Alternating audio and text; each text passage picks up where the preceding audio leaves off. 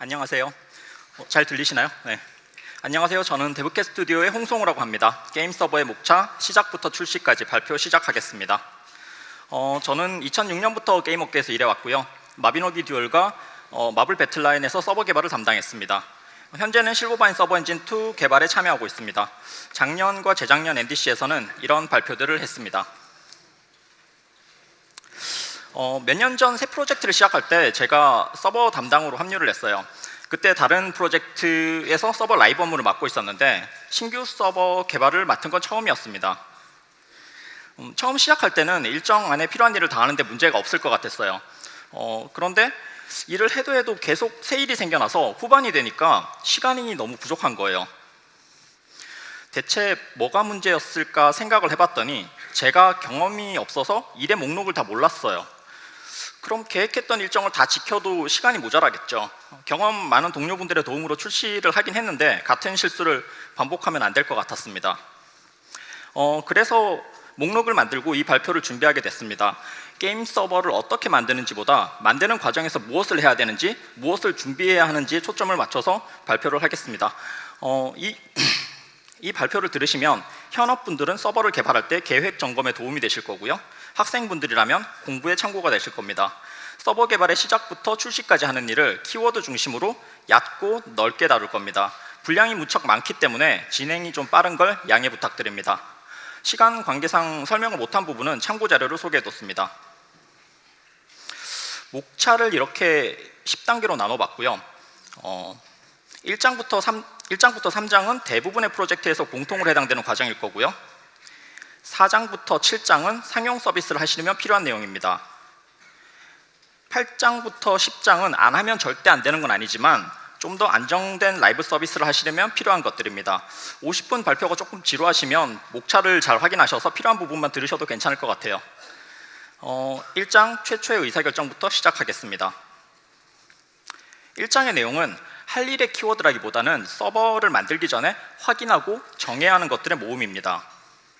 서버의 용도, 장르를 비롯해서 사용자 규모, 통신 환경 같은 건 서버의 요구사항들인데 이런 것들이 서버 구조를 크게 바꿔놓습니다. 예를 들어서 유저 수가 많지 않아서 DB와 게임 서버를 한 대만 써도 되면 서버 구조도 간단해지고 할 일도 크게 줄어듭니다. 이걸 계산하는 건 봉투 뒷면 계산법이란 건데 4장에서 다룰 겁니다. 통신 환경은 서버에서 먼저 클라를 호출하는 경우가 얼마나 되는지, 지연 시간이 얼마나 허용되는지에 따라서 채택하는 통신 프로토콜이 달라질 겁니다. 쉽게 구현을 하시려면 HTTP를 추천드립니다. 모바일 환경도 잘 커버하고요. 필요하면 양방향 통신도 가능합니다. 그런데 지연 시간이 길어서 지연 시간에 민감한 장르에는 적용이 어렵습니다. 오른쪽에 있는 마비노기 듀얼이 HTTP와 롱폴링으로 만들어졌고요. 장르는 턴제 카드 게임이었습니다. 앞에서 정한 서버의 용도와 유저 수에 따라서 저장소 선택도 달라집니다. 저장소마다 각각의 장단점이 있기 때문에 어떤 저장소를 어떤 용도로 쓰느냐가 중요합니다. RDB는 애시드 보장으로 안정적인 로직 구현을 쉽게 해주고 잘못 사용했을 때 위험성이 적기 때문에 디폴트 선택이 될 만하고요. 여기 적은 것 외에도 장단점을 잘 나열해보고 내 서버의 용도에 맞는 걸 고르시면 됩니다. 개인 개발에서는 언어가 취향의 문제인데 조직 단위에서는 생산성의 문제입니다. 동적 타입 혹은 정적 타입인지, 그리고 빌드가 빠른지, 클라와 같은 언어인지가 생산성에 영향을 줍니다. 저는 개인적으로는 C샵을 많이 추천하는데 위에서 언급한 장점들을 대부분 커버하고 클라가 유니티 엔진일 때 협업하기가 좋습니다. 근데 리눅스 환경에선 제가 안 해봐서 잘 모르겠어요. 서버는 다 리눅스 아닌가 하는 분도 계시더라고요. 근데 그렇진 않고요. 윈도우 서버는 비주얼 스튜디오로 쓸 수 있고 클라를 같이 실행하기가 편해서 대체로 개발 단계에서 편리하고요. 리눅스 서버는 서버 비용이 싸고 편리한 툴이 많아서 서비스할 때 장점이 많은 것 같습니다. 그런데 양쪽의 장점을 살려서 윈도우에서 개발하고 리눅스 빌드로 서비스를 하는 것도 고려할 수 있어요. 근데 이건 또 나름의 비용이 있기 때문에 잘 고려해서 정하시면 됩니다. 비주얼 스튜디오랑 GCC 빌드를 모두 지원하는 방식은 초기 세팅이 좀 어렵고요. 리눅스를 가상 머신으로 구동하는 건 저는 작업 과정이 좀 불편하더라고요. 저는 개인적으로는 윈도우로 개발하고 서비스하는 게 제일 좋았어요. 1장의 내용은 여기까지고 서버를 만들기 전에 정해야 하는 것들이었습니다. 2장 기반 구조 보강입니다. 1장에서 정한 기본적인 기술 스택 외에도 조금 더 준비를 해두면 나중에 게임 컨텐츠를 구현할 때 도움이 될 겁니다.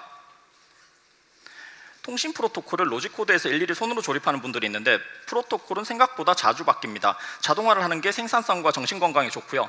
몇 가지 방법들을 고려할 수도 있습니다. 저희는 예전에는 C++ 템플릿이나 각 언어별 기능으로 만들었는데 지금은 코드 생성이랑 제이슨 코딩을 많이 사용합니다. 코드 생성은 오른쪽 그림 잘 안 보이실 것 같네요. 오른쪽 그림과 같은 모양으로 프로토콜을 정의하면 필요한 코드를 자동 생성하는 겁니다. C++ 템플릿은 생성 결과가 눈에 안 보이고 수정이 좀 불편한데 코드 생성은 생성된 결과가 눈에 보여서 고치기가 되게 쉽더라고요. 앞에서 말한 코드 생성을 DB 접근 추상화에도 사용할 수 있습니다. 저는 DB 접근을 실버바인 서버 엔진 2로 구현된 기능을 가져다 썼기 때문에 작년 NDC에서 발표된 실버바인 서버 엔진 2 설계 리뷰 슬라이드를 좀 가져와 봤어요. DB 접근을 추상화하는 건 첫째로 DB를 잘못 사용하는 케이스를 아예 차단하려는 목적이 있고요. 두 번째로 DB와 관련된 여러 가지 기능들, 예를 들면 수평 확장, 분산 트랜잭션, 로그 기록 이런 걸 다 자동화하고 싶었습니다. 근데 이것만으로는 감이 잘 안 오실 것 같은데 더 궁금하신 분들은 이 발표 자료를 찾아서 보시면 될 것 같습니다.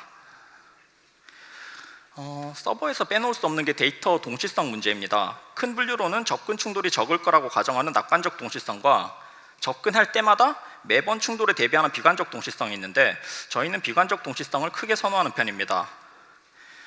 비관적 동시성 제어는 충돌을 막기 위해서 변경할 데이터를 락으로 잠그는데 게임 서버 데이터는 대다수가 유저에 속해 있기 때문에 유저 단위로 락을 잡으면 대체로 무난하고요. 데드락 문제는 락 순서 규칙을 강제해서 피할 수 있습니다. 저희 팀은 낙관적 동시성 제어를 거의 쓰지 않아서 여기서 다루지는 않는데 필요하신 분들은 이 자료를 참고하시면 좋을 것 같습니다. 서버에서 시간 처리가 생각보다 좀 어렵습니다. 장비마다 시간이 조금씩 다를 수 있어서요. 시간 동기화 서버를 쓰면 문제가 없을 것 같은데 시간 동기화 과정에서 시간 역전이 발생하거나 시간의 속도가 달라질 수 있습니다. 서버 시간을 변경해야 하는 경우도 있는데 이벤트나 거시 플레이를 테스트하는 경우입니다. 이때 모든 장비의 시간을 한꺼번에 바꾸는 게 꽤 어려운 문제가 됩니다. 그리고 시간을 과거로 돌렸을 때 데이터가 꼬이는 문제도 주의해야 하고요. 언어가 제공하는 기본 시간 타입으로 이런 문제들을 잘 풀기가 어렵다면 단조 증가 시계 같은 새로운 시간 타입을 만들어서 로직을 작성하는 것도 방법입니다. 기반 구조 보강은 여기까지입니다. 3장 게임 컨텐츠 구현입니다. 여기서는 컨텐츠를 구현하는 방법을 직접 설명하진 않지만 구현과 관련된 여러 가지 이슈를 다룰 겁니다. 게임 서버에서 만드는 컨텐츠 로직은 두 가지 기준으로 분류하면 편리합니다. 첫째로 변경 대상이 자기뿐인지 남의 정보도 바꾸는지, 그리고 두 번째로 변경되었다는 사실을 대상 유저의 클라이언트에 알려줘야 하는지 알려주지 않아도 되는지, 이게 이렇게 두 가지 기준으로 조합해서 총 4가지 유형입니다. 1장에서 언급한 사용자 규모가 서버 한 대, DB 한 대로 끝나는 수준이면 이런 구분이 별로 필요하지 않습니다.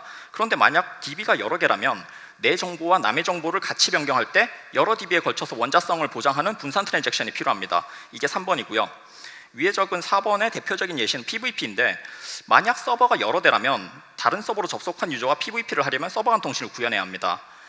이 내용은 4장에서 다시 자세히 다룰 겁니다. 이렇게 구분이 되긴 하는데 실제 구현은 싱글 프로세스 서버로 먼저 개발하는 게 유리합니다. 왜냐하면 컨텐츠 개발은 소규모라도 플레이가 가능하도록 만들어서 기획을 테스트할 수 있어야 합니다. 그 뒤에 분산 트랜잭션이나 서버 간 통신 같은 게 준비가 되면 하부 구조를 고쳐서 멀티 프로세스 서버로 바꾸면 됩니다. 다음은 테스트 자동화입니다.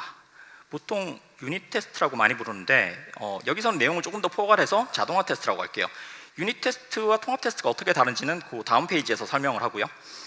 이걸 꼭 해야 되냐면 적어도 서버는 그렇습니다. 서버 버그는 파급 효과가 크거든요. 이렇게 클라는 버그 난 부분을 고쳐서 다시 패치를 하면 되는데 서버는 버그 때문에 DB 데이터가 틀어진 걸 일일이 다 수정을 해줘야 되고요. 게임 특성에 따라 그렇게 복구하는 것도 어려울 수도 있습니다. 그리고 동적 타입 언어라면 테스트를 안 짜면 서비스 중에 서버가 죽는 일이 비일비재할 겁니다. 처음에 잘 짰어도 나중에 수정할 때 오류가 안 생기긴 대단히 어렵습니다. 그리고 자동화 테스트 없이 서비스 코드를 리팩토링 하는 건 너무 위험합니다. 그 외에 이런 부가 효과도 있고요. 통합 테스트의 다른 용도는 8장에서 다루겠습니다. 코딩을 하다 보면 로직 코드를 여러 단계로 레이어링을 하게 되는데 서버 구현에서 제가 권장하는 레이어링은 이렇습니다. 하위 레이어는 단위 기능을 구현해서 유닛 테스트로 검증하고요. 이걸 저희는 로직 모듈이라고 부릅니다. 상위 레이어는 클라에서 보낸 요청을 처리하는데 로직 모듈 기능을 조합해서 구현합니다. 그림에 나오는 샌드위치와 재료의 관계와 비슷하다고 할 수 있어요. 상위 레이어는 클라이언트 요청을 처리하니까 자동화 테스트도 클라이언트와 유사한 형태로 구현하는데 저희는 이걸 테스트 클라이언트라고 부르고요. 이게 통합 테스트입니다. 서버를 공부한다고 그러면 보통 멀티스레드 프로그래밍을 꼭 포함시키는데 이걸 알아야 하는 건 맞지만 이걸로 서버를 다 짜면 좀 큰일 납니다. 너무 어려워요. 짜기도 어렵고 버그를 찾기도 어렵고 고친 걸 확인하기도 어렵습니다. 기껏 고쳐놔도 게임 로직은 굉장히 자주 바뀌기 때문에 다시 짜야 하는 경우가 많습니다. 이건 제가 공부를 하다가 찾은 슬라이드인데요. 멀티스레드 프로그래밍은 흑마술이다. 잘못 사용하면 패가 망신한다라는 표현이 있더라고요. 이게 저만 어려워하는 게 아니었어요. 그 슬라이드가 근데 잘 안 보이죠? 글씨가 너무 작은 것 같네요. 죄송합니다. 네, 저만 어려워하는 게 아니었어요. 그래도 서버를 싱글 스레드로 짜면 동접을 많이 못 받잖아요. 그래서 다른 대안들을 가져와 봤습니다. 뭐 비동기 호출이라든가 마이크로 스레드라든가 그런 걸 이용하는 게 더 나올 수 있어요. 각자 사용하시는 언어에서 멀티스레드 대신에 동시성 제어에 쓸만한 기능들을 제공할 겁니다. 다른 대안들을 좀 더 공부를 하고 싶으시면 이 책을 보시면 도움이 될 것 같아요. 서버는 성능이 중요한데 그럼 코드를 항상 최적화해야 되느냐면 그렇진 않습니다. 서버 성능의 많은 부분은 네트워크가 DB 처리에서 좌우됩니다. 로직 코드는 빠르게 짜는 것보다 이해하기 쉽고 실수하기 어렵도록 명료하게 짜는 게 더 중요합니다. 게임 로직은 자주 바뀌니까 고치기 쉽도록 짜야 하는데 최적화를 많이 한 코드는 이해하기도 어렵고 고치기도 어렵습니다. 성급한 최적화는 만악의 근원이란 말이 있는데 게임 서버에서도 그렇습니다. 그러면 최적화는 언제 하냐면 네트워크랑 DB 관련된 부분은 좀 미리 해도 괜찮습니다. 그 손해를 보지 않습니다. 그런데 이런 시스템 로직은 이렇게 변동성도 낮고 실제로 성능 영향이 굉장히 크거든요. 그래서 미리 해도 괜찮은데 컨텐츠는 나중에 프로파일링을 돌려서 병목 구간을 찾아서 최적화를 하시면 됩니다. 느릴 것 같아서 열심히 고쳐놨는데 그 부분이 별로 불리지 않으면 혹은 그걸 부르는 과정에서 호출하는 다른 부분에 더 큰 병목이 있으면 이 부분을 고친다고 해서 성능에는 도움이 미미합니다. 이걸 암달의 법칙이라고 합니다. 오른쪽 발표를 보신 분이 있을지 모르겠는데 도메인 특화 언어로 게임 컨텐츠 만드는 걸 소개한 발표입니다. 도메인 특화 언어가 뭐냐면 C++, 파이썬 이런 범용 언어가 아니라 딱 특정 용도로만 쓸 수 있게 만들어진 언어입니다. 예를 들면 HTML, CSS, 정규 표현식 이런 겁니다. 게임을 만들 때도 이런 언어를 만들어서 사용할 수가 있습니다. 시스템 기획이 안정화되어서 컨텐츠가 양산 단계에 들어갔다면 직접 하나하나 코딩을 다 하는 것보다 도메인 언어를 사용하는 게 생산성 향상과 커뮤니케이션 비용 절감 효과가 크고요. 자세한 내용은 저 발표 자료를 찾아보시면 될 것 같습니다. 마지막으로 경제 버그 예방입니다. 돈 복사, 아이템 복사, 재화 증발 같은 걸 통칭해서 저는 경제 버그라고 부르는데 이 버그들의 공통점은 제대로 수습을 못하면 게임 내 경제를 망가뜨리고 게임의 수명에 지대한 영향을 준다는 겁니다. 버그를 고친 뒤에도 잘못 풀린 재화를 회수하고 악용한 유저를 추적한 후속 작업이 대단히 힘듭니다. 경험이 부족하면 제대로 하기도 힘들고요. 그래서 발생한 뒤에 고치기보다는 시스템적인 예방이 중요하고 이미 발생했다면 실수를 한 개인을 탓할 게 아니라 시스템과 절차에 뚫린 구멍을 점검하고 개선해야 합니다. 3장은 여기까지가 끝이고요. 상용 서비스가 아니라면 보통 여기까지 작업하시게 될 겁니다. 저는 컨텐츠를 다 만들면 작업의 3분의 2 정도는 한 줄 알았어요. 그러다 보면 컨텐츠 구현 단계에서 상당히 많은 시간을 보내기가 쉬운데 그러면 안 되는 거였습니다. 4장부터는 상용 서비스에 필요한 내용들입니다. 오르막이 시작되는 것 같네요. 4장 스케일 아웃입니다. 용어를 설명하고 시작할게요. 서버의 처리 성능을 높이기 위해서 장비의 대수를 늘리는 걸 스케일 아웃이라고 하고요. 개별 장비의 성능을 올리는 걸 스케일 업이라고 합니다. 여기 그 챕터 제목인 스케일 아웃을 혹시 모르시는 분이 있을까 봐 설명을 드렸어요. 여기서는 장비의 대수를 늘려서 성능을 올리는 방법을 설명하는 겁니다. 서버의 처리 성능이나 스케일 아웃을 얘기할 때 최대 동접은 모든 계산의 기준이 됩니다. 이건 런칭 직전쯤에 사업부서에서 추산을 해주는 건데요. 우리가 사용할 마케팅 예산이 이 정도라면 최대 얼마까지 유저를 모아올 수 있을까요? 라는 추정입니다. 그러면 추산된 동접을 봤는데 장비가 얼마나 필요한지 계산을 해봐야겠죠. 정밀하게 계산하는 건 아니고 어림값을 사용해서 간단히 계산하는데 봉투 뒷면에 할 수 있을 정도로 간단한 계산이라는 의미로 봉투 뒷면 계산법이란 말을 씁니다. 주로 필요한 메모리, 네트워크 트래픽, DB의 초당 처리량 같은 걸 계산합니다. 이걸 통해서 대략적인 범위나 자릿수 정도를 확인하고 좀 더 정확한 값은 부하 테스트를 통해서 알 수 있습니다. 이 계산법에 관해서는 생각하는 프로그래밍이라는 책에서 잘 설명합니다. 제가 간이 부하 테스트라는 용어를 썼는데 실제 부하 테스트랑은 달리 서버 프로세스 하나로 성능이 얼마나 나오는지 측정하는 겁니다. 한 대로 동접을 얼마나 받는지, 눈에 띄는 병목 구간은 어딘지, 어디를 개선하면 성능을 계산하는 데 도움이 될지 이런 걸 확인합니다.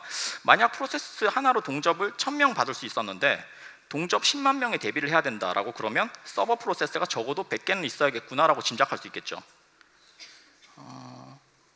계산을 해보니까 게임 서버가 많이 필요하다고 나왔다면 분산 서버를 만들기 위해서 몇 가지 문제를 해결해야 합니다. 첫째로 로드 밸런싱은 어떻게 모든 서버의 유저를 골고루 분산할 건가 하는 겁니다. 두 번째는 무중단 업데이트입니다. 전에는 주로 점검을 걸고 패치를 많이 했는데 요즘은 점검 없이도 많이 하잖아요. 그리고 세 번째는 어떻게 서로 다른 서버로 접속한 유저들끼리 실시간으로 상호작용을 하게 할까입니다. 이건 다음 페이지에서 다룰게요. 일단 서버를 분할해서 분산 서버를 만드는 가장 쉬운 방법은 서버를 스테이트 리스트로 만드는 겁니다. 이러면 로드 밸런싱과 무중단 업데이트가 굉장히 쉽게 해결되는데 대신 지연 시간이 길기 때문에 MMORPG는 이렇게 못 만듭니다. 스테이트 리스트 서버 설계에 관해서는 이 발표에 설명이 아주 잘 나오는데 슬라이드에는 내용이 거의 없고 NDC 리플레이 사이트에 올라온 영상을 보시면 될 것 같습니다. 스테이트 리스트로 만들 수 없는 서버는 로드 밸런싱을 해결하려면 연결을 끊고 다시 접속할 때 같은 서버로 재접속하는 걸 보장해야 합니다. 이게 위에 적은 세션 스티키니스예요. 그리고 무중단 업데이트를 만들려면 서버 간 세션 이전을 구현해야 되는데 이건 장르마다 구현 방식이 달라집니다. 3장에서 컨텐츠 로직을 4가지로 분류할 때 가장 복잡한 4번이 내 정보와 남의 정보를 모두 바꾸고 바뀐 대상들에게 노티를 줘야 하는 거였는데 이게 유저 간 상호작용입니다. PVP 같은 거죠. 만들려는 게임에 이런 컨텐츠가 없으면 이 부분을 안 만들어도 됩니다. 이 부분이 가장 난이도 높은 것 중 하나거든요. 그래서 유저 간 상호작용도 스테이트 리스트인지 아닌지로 나눠서 설명을 해볼게요. 스테이트 리스트 서버에서 상호작용은 레디스 저장소의 펍섭 기능을 쓰면 좋습니다. 이건 일종의 구독 모델 같은 건데요. 앞에서 설명한 마비노기 듀얼도 레디스 펍섭과 HTTP 롱폴링을 이용해서 스테이트 리스트 서버에서 실시간 PVP를 구현했습니다.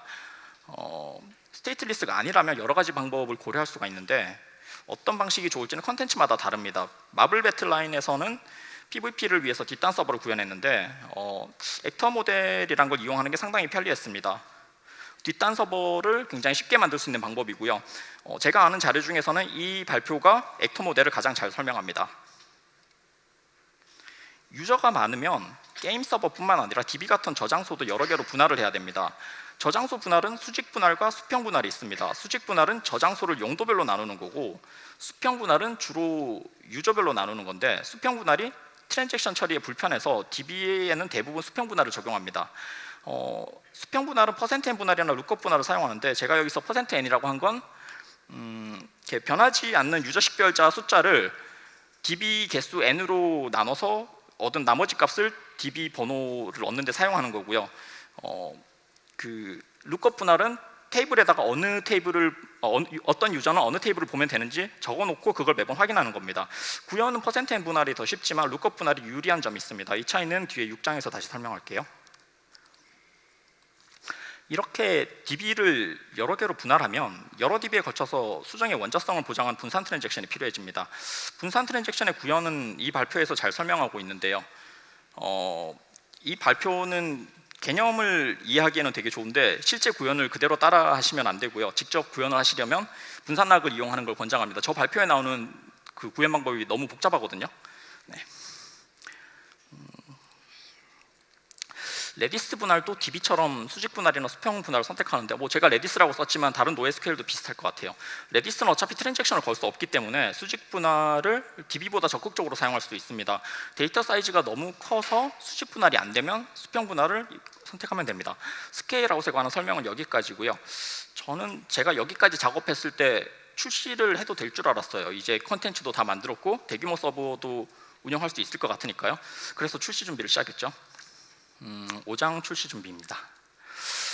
출시 준비라고 쓴 게 뭐냐면 개발팀에서 게임을 만드는 것 외에 출시를 하기 위해 붙이거나 준비해야 되는 것들이 있습니다. 인증이랑 결제도 붙여야겠죠. QA 일정도 잡아야 되고 회사의 보안 검수도 받아야 됩니다. GM분들이 쓸 수 있게 운영 툴도 만들어야 됩니다. 그래서 이런 것들을 해야 되는데 내부에서 필요한 것들이 더 있고요. 세다 보면 엄청 많습니다. 그래서 필요한 작업을 모아놓고 보니까 많은 걸 알겠는데 처음엔 이걸 다 해야 되는 줄 몰랐어요. 필요할 때마다 요청이 들어올 때마다 일을 하나씩 했는데 일을 해도 끝이 안 나는 것 같더라고요. 그래서 제가 여기 있는 걸 설명 다 할 건 아니고요. 요약해서 한 페이지로 설명을 해볼게요. 이때 하는 업무가 평소랑 성격이 많이 다른데요. 이때 하는 일의 상당수가 개발팀 외부에서 요청이 들어오거나 스펙이 정해집니다. 그 운영에 관련된 유관 부서들이 많이 있겠죠. 커뮤니케이션을 하기에 따라서 구현할 분량이 바뀌고 어려울 때 도움받기도 쉽겠죠. 커뮤니케이션이 무척 중요합니다. 그리고 런칭 때만 하는 드문 업무다 보니까 일정 예측이 굉장히 어렵습니다. 조직 구성원들도 생소한 업무고 대인 업무도 많다 보니까 프로그래머들이 보통 대인 업무도 막 약하고 그럴 경우가 많은데 그러다 보니까 굉장히 평소보다 힘들어하더라고요. 그리고 출시 직전에 하는 간단한 업무라고 과소평가를 하고 계획을 짜면 일정이 많이 부족할 겁니다. 이런 경우에 매니저라면 어떻게 해야 할까요? 관리자가 실무에 매달리면 안 됩니다. 그럴수록 커뮤니케이션과 일정 관리에 소홀해져서 결과는 더 나빠질 겁니다. 그리고 우선순위를 잘 협의해서 일의 분량을 컨트롤해야 합니다. 이걸 소홀히 하면 일정에 차질이 생기거나 외부 조직과의 마찰이 생기기가 쉽습니다.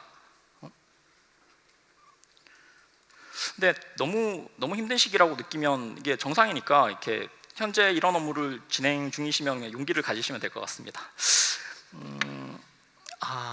저기 제가 질문 올라온 거 보니까 발표가 좀 빨라서 발표 자료를 받을 수 있을까요? 라고 하시는데 발표 자료는 바로 올려드릴 거고요. 최대한 빨리 올려드리겠습니다. 어차피 이 발표 자료를 공유하려고 이 세션을 준비한 거예요. 다음은 6장 무점검 스케일 아웃입니다. 이게 제가 말이 빠르더라고요. 해보니까 분량이 많다 보니까 어떻게 해도 빨라집니다. 6장 무점검 스케일 아웃입니다. 출시일에 유저가 예상보다 많이 몰릴 수가 있어요. 그러면 점검을 걸고 장비를 증설해도 될까요? 그렇게 생각하실 수도 있지만 저는 아마 안 될 것 같습니다. 왜냐하면 게임은 출시 초기에 마케팅을 집중할 때 유저 유입이 가장 활발한데 이때 유저 경험이 굉장히 중요합니다. 점검을 걸면 지표에 직접적으로 안 좋을 뿐더러 마켓 평점에 불만 댓글이 가득 찹니다. 이때 내가 점검을 걸었는데 유저 반응이 궁금해서 마켓에 잠깐 들어가면 굉장히 내상을 입기가 쉽습니다. 여기 굉장히 많아요. 그래서 이때 떨어진 평점을 다시 이렇게 올리는데도 시간이 굉장히 오래 걸리고 게임을 잘 만들었어도 흥행에 계속 악영향을 줄 겁니다. 물론 이렇게 장애 때문에 어쩔 수 없는 경우는 점검을 걸어야 하지만 잘 되는 상황에서 굳이 점검할 일을 늘리는 건 좋지가 않습니다. 장비 추가는 점검 없이 하는 게 좋습니다.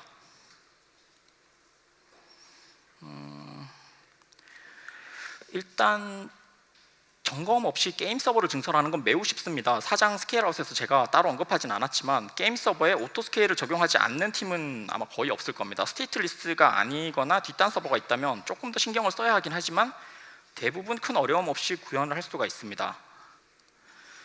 그리고 데이터 로딩 문제나 여러 가지 이슈로 기동 시간이 긴 서버들도 가끔 있는데 이런 경우에 오토 스케일 속도가 유저 유입 속도를 못 따라가면 어떡하지라고 걱정을 하지 마시고 그냥 이런 경우에는 속도에 대비해서 오토 스케일이랑 별개로 미리 장비를 준비해 두시면 문제가 없을 겁니다. 문제는 수평 분할된 저장소입니다. 앞에서 퍼센트n 분할과 룩업 분할에 관해서 언급했는데 퍼센트n 분할은 n을 바꾸기가 어려워서 db 대수를 금방 늘리기가 어렵습니다. 불가능한 건 아닌데 절차가 꽤 까다롭습니다. 그래서 무점검 스케일아웃을 하려면 룩업 분할로 구현을 해야 합니다. 앞에서 게임 서버는 필요할 때 자동으로 늘어난다고 했는데 저장소는 그렇게 할 수 없고 수동으로 추가해야 됩니다. 결제 받고 진행해야 되는 일입니다. 왜냐하면 서버는 남으면 그냥 셧다운을 하면 되지만 저장소는 다시 줄이는 게 꽤 번거로운 일이기 때문에 꼭 필요하다고 판단하는 상황에만 추가를 해야 합니다. 아래에는 센터 DB를 만들어서 저장소를 무중단 스케일아웃 하는 방법을 제가 설명한 거고요. 뭐 원리는 되게 간단한데 장비 설정을 뭐 하드 코딩이나 아니면 데이터 시트 같은 데 써두지 말고 다 DB에 넣어두고 게임 서버는 이 DB를 주기적으로 모니터링하면서 설정이 바뀔 때마다 서버 세팅에 적용을 하면 됩니다. 되게 간단해요. 무점검 스케일아웃에 관한 설명은 끝입니다.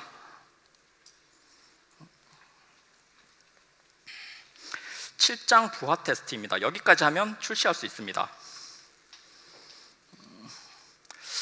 서버 부하 테스트라는 건 라이브 환경과 비슷한 서버군에 유저 행동과 비슷한 더미 클라이언트로 목표 동접 이상의 부하를 줘서 서버의 동작 성능과 오류 여부를 확인하고 개선하는 절차라고 정리를 할 수가 있습니다. 각 항목별로 이렇게 소제목으로 자세히 볼게요. 왜 라이브 환경과 동일한 서버가 아니라 비슷한 서버군이라고 할까요? 이게 라이브 서버에서 어떤 설정을 쓸지 아직 모르기 때문입니다. 이걸 알아내는 게 부하 테스트의 목적이기도 합니다. 같은 테스트를 장비 구성을 다양하게 바꿔서 돌려보면서 가장 나은 구성을 찾습니다. 유저 행동과 비슷한 더미 클라이언트라고 했는데 이건 세 가지 요소로 구성됩니다. 첫째로 테스트 시나리오가 필요합니다. 저희는 앞에 3장에서 만든 통합 테스트용 시나리오를 수정해서 사용했습니다. 그런데 테스트용 시나리오는 실제 유저 행동과는 차이가 꽤 클 겁니다. 이 차이를 좁혀주는 게 요청 비율 산정입니다. 이전에 실시했던 테스트 로그를 이용해서 실제 유저는 어떤 비율로 요청하는지를 계산해보고 이 비율과 비슷하게 요청하도록 반복 횟수를 조정하는 겁니다. 세 번째로 클라이언트 군이 필요한데 예를 들어서 최대 동접 10만을 가정하고 있다고 더미 클라이언트를 실제로 10만 개 만드는 건 아니고요. 초당 요청 횟수를 고려해서 만듭니다. 더미 클라이언트가 실제 유저가 보내는 요청 빈도에 예를 들면 100배의 빈도로 보낼 수 있다고 가정하면 유저 수의 100분의 1만 되는 클라이언트가 있어도 실제 유저와 거의 비슷한 부하를 줄 수 있겠죠. 하나의 더미 클라이언트가 초당 몇 번의 명령을 보낼 수 있는지는 서버가 얼마나 빨리 응답하는지에 달려있기 때문에 테스트를 하면서 이 비율을 조정하게 됩니다. 목표 동접 이상의 부하를 준다고 표현했는데 단순히 많이 붙기만 하는 건 아니고 일정한 패턴이 있습니다. 서버의 어떤 부분을 테스트하고 싶은지에 관한 건데요. 신규 가입이 많은 상황, 로그인이 급격하게 발생하는 상황, 그리고 동접이 지속적으로 유지되는 상황이 가장 필수적인 테스트입니다. 그리고 서버 설계에 따라서 스케일아웃을 적용하지 않는 곳이 있을 수 있는데 이런 부분이 부하에 가장 취약하기 때문에 집중해서 테스트를 합니다. 의도적으로 장애를 일으키는 테스트도 있는데 이건 8장에서 다룰게요. 주의할 점은 누락이 없어야 한다는 겁니다. 문제 없겠지? 여긴 테스트하기 힘드니까 넣지 말자라고 하기 쉬운데 그럼 거기서 사고가 날 겁니다. 그리고 대기열은 과부하에 대한 안전장치여서 목표 동접보다 훨씬 많은 유저가 유입된 상황으로 테스트를 해야 합니다. 머피의 법칙이란 말을 많이 아실 텐데요. 원래는 행운에 관한 얘기가 아니라 엔지니어링 격언이고요. 우리가 잘못될 가능성을 열어둔다면 잘못될 거란 얘기입니다. 설계나 대비를 그만큼 철저히 해야 된다는 의미로 생각할 수 있습니다. 부하 테스트를 통해서 어떤 걸 확인하게 될까요?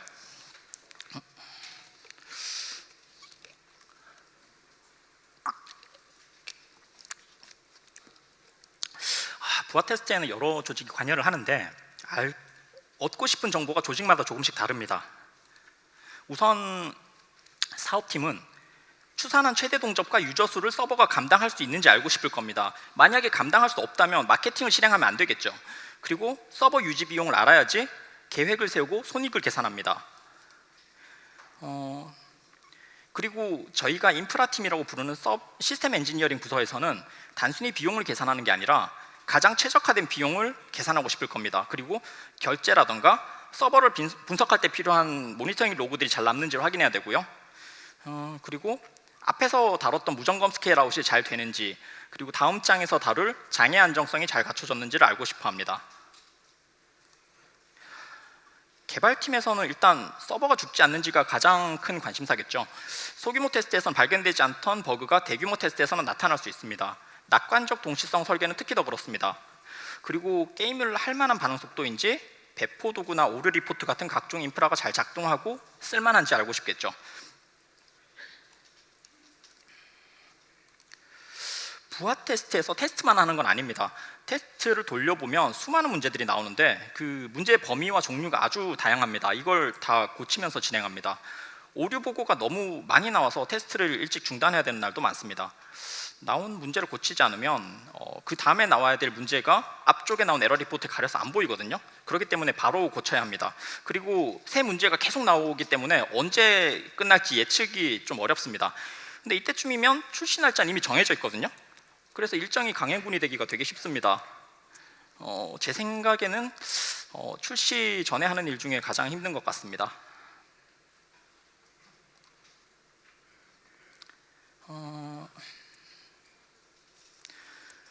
그리고 이게 금방 끝나는 일이 아닙니다. 더미 클라이언트를 준비하는 것만 해도 시간이 꽤 걸립니다. 일정이 많이 필요하니까 서둘러서 준비하는 게 좋습니다. 부하 테스트를 해도 개발팀은 컨텐츠를 계속 만들잖아요. 그러면 뒤에 또 하면 됩니다. 한 번 다 통과했으면 다시 하는 건 대체로 쉽게 끝납니다. 부하 테스트 내용은 여기까지입니다. 여기까지 준비되면 출시는 가능한 상태인데요. 여기부터는 일반적인 상황보다 예외적인 상황에 대한 대비가 좀 많습니다. 8장 장애 안정성입니다. 서버 구성을 볼 때 SPOF란 말을 많이 사용하는데 단일 장애 지점이라고 번역하고요. 고장나면 전체 시스템이 중단되는 지점을 의미합니다. 장비 고장은 언제든지 발생할 수 있기 때문에 고장이 서비스 장애로 이어지지 않도록 설계해야 안정적인 서비스를 만들 수 있습니다. 장비를 다중화해서 한 곳이 고장 나더라도 나머지 장비로 서비스가 되거나 곧바로 예비 장비로 대체되도록 해서 SPOF를 없앨 수 있습니다. 예를 들어보면 레디스 리플리케이션이라는 게 있습니다. 레디스를 단일 장비로 구성하지 않고 한 대의 마스터 노드에 여러 대의 읽기 전용 슬레이브를 붙이는 걸로 구성합니다. 마스터 노드에 장애가 발생하면 슬레이브들이 계속 실시간으로 카피를 하다가 마스터가 장애 났을 때 자신이 마스터가 돼서 이전처럼 정상 동작을 하도록 하는 겁니다. 이렇게 장애가 발생했을 때 극복하는 기능을 페일오버라고 부릅니다. 앞장에서 인프라 장애가 서비스 장애로 이어지지 않도록 한다고 했는데 이 안정성 목표를 조금 더 구체적으로 정리해 보겠습니다. 첫째로 다운타임 최소화입니다. 인프라 장비에 장애가 생기더라도 가급적이면 서버까지 다운이 되어서는 안 됩니다. 두 번째는 장애 여파 최소화인데 장애가 발생한 기능 외에는 최대한 동작하도록 하는 겁니다. 세 번째는 장애 복구 시간 최소화인데 장애가 발생했던 인프라가 복구되면 서버의 전체 기능이 자동으로 정상화되도록 하는 겁니다. 복구 과정에 사람이 개입해야 되면 이 시간을 일정 시간 이하로 보장하기가 어렵습니다. 네 번째로 데이터 정합성 보장입니다. 장애가 발생하더라도 데이터가 유실되거나 변경이 덜 된 불완전한 상태로 기록되지 않아야 한다는 겁니다. 이런 목표들을 어떻게 달성할 수 있을지 보겠습니다. 인프라 장애가 서버 다운으로 이어지지 않으려면 장애가 날 거란 걸 전제하고 대비해야겠죠. 연결이 끊어지거나 접속이 안 되거나 무응답일 가능성을 항상 전제해야 됩니다. 예를 들어서 게임 서버가 넥슨 인증 서버의 응답을 무조건 기다리게 되면 인증 서버가 죽거나 응답이 없을 때 게임 서버의 스레드도 무한히 대기하는 상황에 빠질 수가 있습니다. 그럼 스레드 풀이 고갈돼서 서버가 제 기능을 못할 수가 있습니다.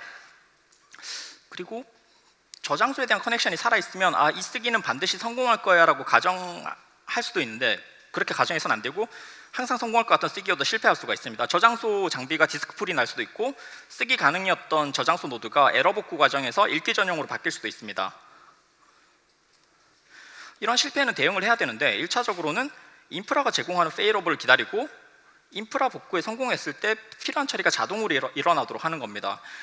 실패한 기존 연결을 끊고 재연결을 한다던가 읽고 쓰기 실패했을 때 재시도를 한다던가 데이터 기록엔 성공했는데 로그 기록이 결국 실패했다면 기록 못한 로그 데이터는 S3나 디스크 장비에 남기도록 합니다. 이후에 인프라가 정상화됐을 때 기록 못하고 남은 로그를 쓰는 걸 자동화할 수가 있겠죠. 재시도를 하다 보면 쿼리가 중복 실행이 될 수가 있어요.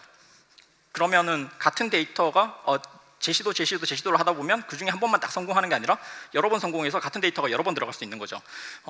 그 경우를 방지하기 위해서 그 쿼리 아이덴포텐트 특성을 보장해서 몇 번을 호출하더라도 결과가 같도록 만들어야 하는 거고요. 아이덴포텐트 말이 조금 어려운데 뭐 이렇게 역등성이라고 번역하고요. 같은 함수를 여러 번 취하더라도 결과가 항상 같게 나오는 로직을 의미합니다. 찾아보시면 될 것 같아요. 그리고 기본적으로 모든 데이터 기록 원자성을 보장해서 불완전한 기록이 없도록 해야 합니다. 그리고 앞에 로그 데이터 기록이 실패하면 2차, 3차 저장소에 쓴다고 그랬는데 그럼 당장에는 로그 기록에 실패하더라도 결국에는 로그DB에 기록이 돼서 최대한 이벤츄얼 컨시스턴시가 이루어지도록 할 겁니다. 그러니까 어느 순간에 보면 데이터만 있고 변경 로그는 안 남았을 수 있는데 결국에는 로그가 쫓아와서 남게 될 겁니다. 레디스 장애로부터 게임 서버가 복구되는 과정을 예로 들어 볼게요. 일단 레디스 마스터 노드에 장애가 발생하면 레디스 쓰기를 할 수 없기 때문에 게임 서버로 장애가 전파됩니다. 그러면 게임 서버는 복구 시도를 시작하는데 자기 혼자서 할 수 있는 건 아니고 레디스의 페일오버 처리가 완료되는 걸 기다리게 됩니다. 앞에서 레디스 리플리케이션에서 설명한 것처럼 슬레이브 중 하나가 마스터로 바뀌면 기능이 살아나는데 이게 순식간에 되는 건 아니고 몇십 초가 소요됩니다. 이 단계가 지나면 게임 서버가 레디스 쓰기 요청을 보낼 수 있는데 기존 연결은 장애가 발생한 과거의 마스터로 연결되어 있기 때문에 그냥 요청해서는 안 되고 새 마스터로 연결을 다시 맺어야 합니다. 그러면 게임 서버에 레디스 쓰기 기능이 복원되고 혹시 연쇄적으로 발생한 다른 장애가 있었다면 차례로 복구를 해줘서 서비스를 정상화합니다. 앞에 레디스 리플리케이션에서 설명을 간략하게 하려고 언급하지 않은 부분이 있는데 레디스 페일오버가 일어나는 과정에서 데이터가 몇 초 전으로 롤백이 될 수 있거든요. 마스터 노드랑 슬레이브 노드 사이 약간의 시간차가 있기 때문인데 이 경우는 애플리케이션 레벨에서 대응을 해줘야 합니다. 그리고 서비스가 정상화되었는지를 어떻게 하냐면 에러 리포트를 확인합니다. 레디스 쓰기 실패와 관련된 에러 리포트가 들어오는 게 중단되고 레디스 장애 이전과 비교했을 때 새로 추가된 에러 유형이 없다면 1차적으로 서비스가 복구됐다고 볼 수 있습니다. 그런데 이 기능에 관해서 어려운 부분이 테스트입니다. 테스트를 하려면 여러 장애 상황을 인위적으로 일으켜야 되는데 로컬 서버에서는 이런 같은 상황을 만들기가 어렵습니다. 가장 좋은 건 부하 테스트 단계에서 인프라 장애 상황에 관한 테스트를 추가하는 겁니다. 그래서 인위적으로 특정 장비에 장애를 일으켜가면서 테스트를 하는 겁니다. 개발 기간 후반부에 작업을 하시면 되고요. 이 부분은 기본적인 구현을 후반부에 만들고 부하 테스트 기간에 이게 잘 동작하는지를 검증하면서 보완을 해 나가면 됩니다. 장애 안정성은 여기까지입니다. 9장 예측 실패 대비입니다. 모든 예측은 틀릴 수가 있습니다. 사업팀에서 추산한 최대 동접이 틀릴 수도 있고요. 부하 테스트에서 사용한 요청 비율이 실제 유저와 다를 수도 있습니다. 예상보다 크게 흥행하는 바람에 서버가 유저를 다 못 받아서 기회를 놓치는 건 너무 아깝습니다. 이런 경우에 대비해서 준비를 조금 더 할 수 있습니다. 가장 쉽게 준비할 수 있는 건 서버군 분리입니다. 흔히 볼 수 있는 서버 선택창이고요. 문제가 없을 때는 단일 서버로 동작하다가 필요하면 똑같은 서버군을 추가로 더 만들 수 있도록 미리 대비를 해두는 겁니다. 구현은 어렵지 않고 출시 전에 미리 준비만 해두면 됩니다. 런칭 시점에 분리했던 서버군은 라이브 중간에 통합을 고려할 수가 있는데 이 비용은 상당히 큽니다. 서버군 분리의 진정한 비용은 나중에 있을 서버 통합이라고 생각해도 좋습니다. 서버군 분리보다 구현은 어렵지만 부작용은 적은 방법이 대기열 서버를 만드는 겁니다. 유저의 진입 속도를 조절해서 서버에 과부하가 걸리는 걸 막고 이미 접속한 유저는 조금 더 쾌적하게 게임을 할 수 있도록 도와줍니다. 그런데 요구사항이 생각보다 복잡합니다. 게임 서버보다 월등히 높은 접속 부하를 견뎌야 되고 부하가 높아도 게임 서버 성능을 떨어뜨리면 안 됩니다. 그리고 남은 대기 시간을 예상할 수 있어야 하고요. 순번 가로채기, 대기표 재사용, 디도스 공격 같은 거에도 대비를 해야 됩니다. 잘 만들기가 무척 어려운 기능입니다. 대기열 서버에 관한 모범적인 설계는 내일 있을 이 발표에서 보실 수 있을 거고요. 실버바인 대기열 서버 설계 리뷰라는 발표인데 데브캣 내부에서 했던 발표를 갖고 온 겁니다. 내용이 매우 훌륭합니다. 영상을 보고 시작할게요. 잘 보이시나요? 불이 난 밭에서 트랙터가 달려갑니다. 이게 뭘 하는 건가 했더니 불이 확산되는 걸 막고 있었습니다. 여기서 설명하려는 차단 스위치가 이런 역할입니다. 패치 없이 서버의 특정 기능을 끄거나 유저의 추가 입장을 제한하는 장치를 만드는 겁니다. 유저가 급격히 몰려서 성능 부하가 예상될 때 기능을 제한하거나 발견된 버그에 대한 긴급 조치를 쓸 수 있습니다. 3장에서 설명한 돈 복사 같은 경제 버그가 발생했을 때 그 버그를 빠르게 수정하는 건 어렵지만 거래 기능을 중지시키거나 상점 기능을 잠궈서 피해 확산을 차단할 수는 있습니다. 예측 실패 대비는 여기까지입니다. 지금까지 출시 전에 할 모든 준비를 마쳤고요. 10장 이후는 출시 이후의 상황을 보겠습니다. 게임을 출시하면 행복할 것 같았는데 꼭 그렇지가 않습니다. 이게 출시 초기에 많이 나오는 문제들이 있어요.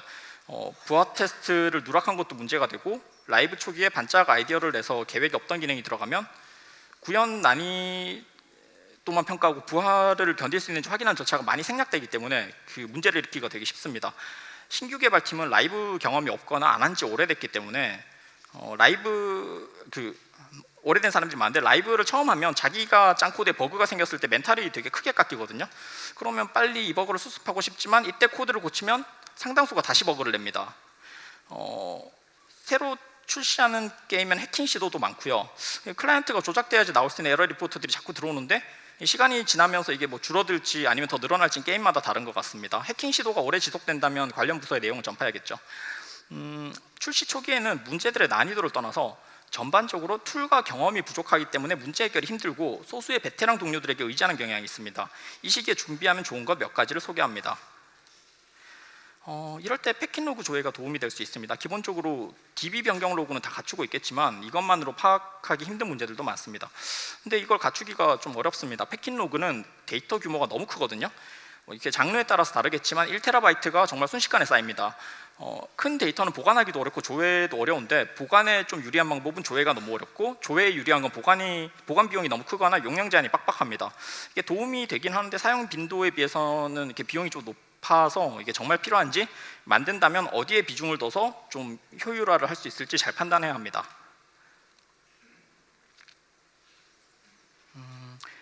데이터 분석에 외부 툴을 많이 사용하지만 라이브 이슈나 사고 대응을 위해서는 결국 내부 DB에 접근해야 합니다.